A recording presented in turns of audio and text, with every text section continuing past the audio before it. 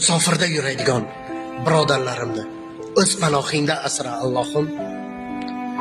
Ya Allohim, Femesda bir ayolni ko'rdim, ko'zida yosh bilan.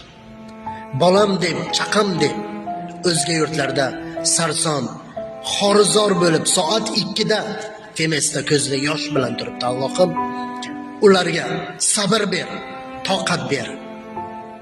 Farzandlariga shifo ber, madad ber. Ya Allohim, boshqa birodarlarimizni o'z panohingda asra.